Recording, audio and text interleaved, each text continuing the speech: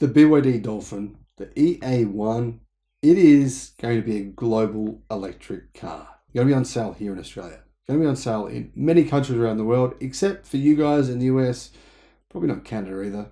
You know, much of Latin America will have these cars. So if you really want one and you're in the US, maybe you could drive down, buy one and bring it back. But the new model has just been revealed. It's a 2023 model, even though, I mean, it's only been out for 6 months, pretty much. But BYD have made some changes.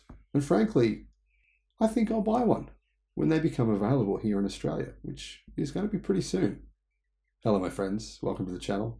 I'm the Electric Viking. My name is Sam Evans, and I'm coming to you from Melbourne in Australia. Thank you to our Patreon supporters. Really appreciate what you guys do.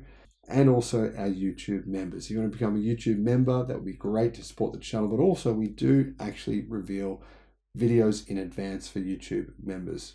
I'll put links in the description below. Now, I just want to say a big thank you to those of you who have contacted me personally, sent me emails, sent me messages about my wife's diagnosis in terms of helping me with treatment ideas, with therapy, with helping me to understand what's going on and to try and deal with that. And it is actually pretty serious. It's, you know, I don't want to say too much on the channel because I don't want to give the impression that it's bad. But yeah, you know, so I think you see my point. But thank you for your support. I really appreciate you doing that. It actually means an immense amount to me. There has been some stuff some of you have sent me it's been really useful, especially when it comes to nutrition and fasting. Seems as though fasting is a really powerful tool for helping to fight cancer. I'm not saying it's the answer, but it certainly seems to be part of the answer, along with other therapies as well. Now, the BYD Dolphin EA1 price starts at $16,000 US. That's around about 25,000 Australian dollars. So, Australian distributor for BYD, yeah, don't price it too high. Come on. You said 35,000 Australian dollars. By the way, you guys in the US, that means about 24,000 US dollars here in Australia. That should be the price. She's pretty impressive when you consider the fact that it's one of my favorite EVs, because you know what, this vehicle, it's like an electric version of the Honda Jazz. Why do I say the Honda Jazz? Well, Toyota Corolla, other Toyota vehicles, small hatchbacks, you know, Mazda 3, you look at the size of the car, you look at the dimensions, and you're like, and reviewers, they say the same thing all the time.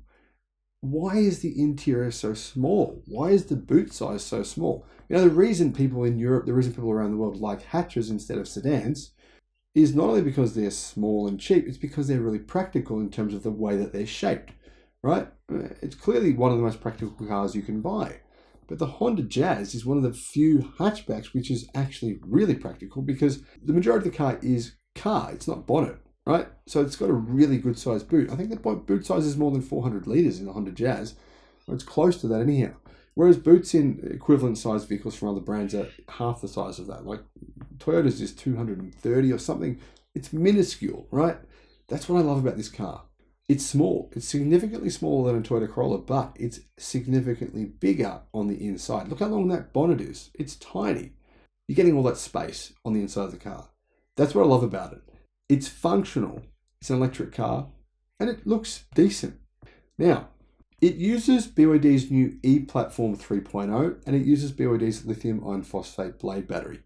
That's the blade battery that's in my car, the BYD Atto 3. And I've got to say, it's a very, very good battery pack. The Dolphin was the first BYD vehicle that uses the marine aesthetics. My car has the marine aesthetics, Atto 3. I'm not a fan, personally. In fact, I don't like the interior at all. I'm not saying that I hate it, but it's definitely not my thing. Now, I do like the size of the screen. You know, that's nice. You know, the spaciousness, the airiness, that's good. The exterior view is really, really small. That's one of the things that I don't like, because the rear window is very small, so your ability to see through your rear view mirror and see what's going on behind you is extremely limited. Plus, the design, in terms of the look of it, it's not my thing. But the fact is here, we have to look at reality, right? This is an affordable electric car. You get what you pay for. And you're actually getting a pretty damn good deal, even with the weird-looking interior. Now, some people love it, some people hate it. You know what? It doesn't really matter to me, to be honest, as long as it actually works. The 2023 Dolphin comes with 4 single color and 3 dual color bodies. Poo Poo Pink is one of the colors. Seriously, Poo Poo Pink. Bellby Grey. Cheese Yellow. Cheese Yellow sounds delicious. I love cheese, but I'm not sure I'd want a car the same color as cheese. But anyway, might work. You never know. Surfing Blue. Atlantis Grey. Taro Purple, which actually looks good. I like the color of the purple. It's nice. Black Poo Poo as well. So there's a Poo Poo Pink and a Black Poo Poo. So yeah, that's sounds delightful, doesn't it? Anyhow, the word poo poo apparently they're using is referred to a style of Hawaiian American Chinese food. And BYD's implying pink comes from a sunset at a tropical shore. I really think they've overthought the naming terminology. Just call it pink. Yeah, rather than poo poo pink or black poo poo.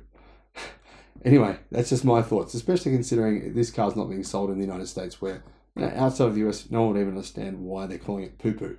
That's my thoughts. Well, let me know your thoughts.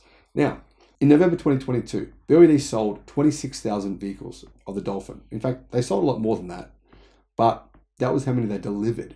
However, they just opened a brand new factory. Realistically, it's a gigafactory in China to produce more of these vehicles. Why? Because this is a global car. BYD planned all along to sell this car all around the world to really make a huge dent in the sales of Toyota Corolla vehicles, of Mazda 3s, those kind of cars in other countries. And they will. They absolutely will with this car. And what are the changes? Well, first of all, the dimensions. It's 4 meters long, 4,070 millimeters, 1,770 millimeters wide, and 1,570 millimeters tall. Wheelbase 2.7 meters. So you can see the car is dimensionally, the length of it, significantly shorter than the Corolla. But the boot size, the interior space, it's actually bigger. So I love that, like I said. Now, the interior has a flat bottom multifunction steering wheel, 5-inch LCD instrument panel, which I think is too small to really be great, but I don't have the best eyesight. I probably need glasses.